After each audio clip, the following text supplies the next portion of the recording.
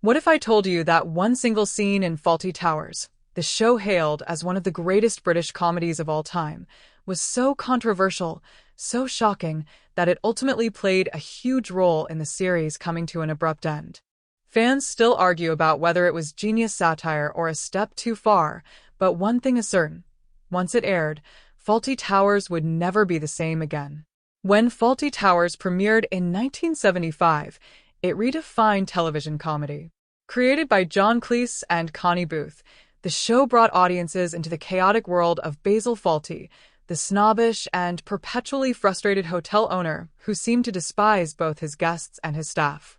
With only 2 seasons and just 12 episodes ever produced, the series remains legendary for its razor-sharp wit, perfectly timed physical comedy, and unforgettable performances.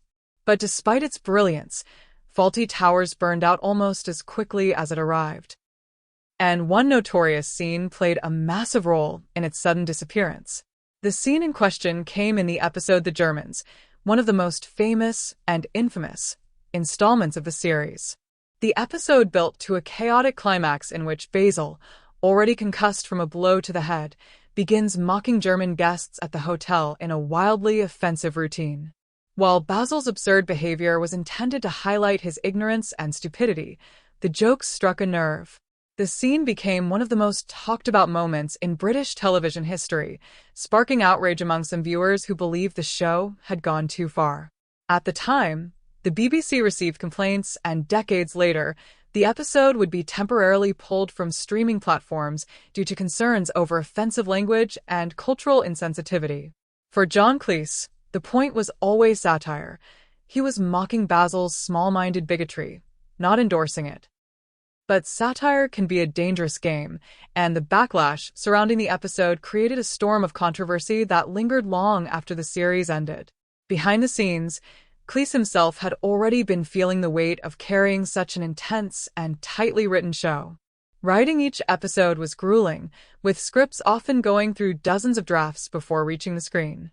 The controversy surrounding the Germans only added to the pressure, convincing Cleese that the time had come to walk away. After just 2 seasons, Fawlty Towers was gone, leaving behind a mere 12 episodes that are still dissected, celebrated, and debated nearly 50 years later. Looking back now in 2025, the legacy of that controversial scene is undeniable. Some argue that it pushed boundaries in a way that few comedies dared to, forcing audiences to confront prejudice through laughter. Others maintain that the humor crossed a line, proving that even satire has its limits. What cannot be denied, however, is the impact it had on the series' abrupt end. Despite the backlash, Fawlty Towers has stood the test of time, routinely ranking among the greatest sitcoms ever made.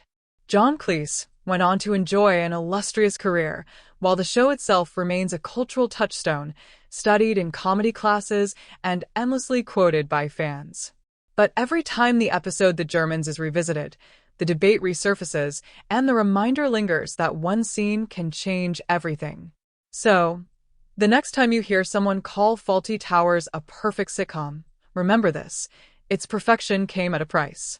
One scene brought the show legendary fame, but it also played a huge part in taking it off the air for good.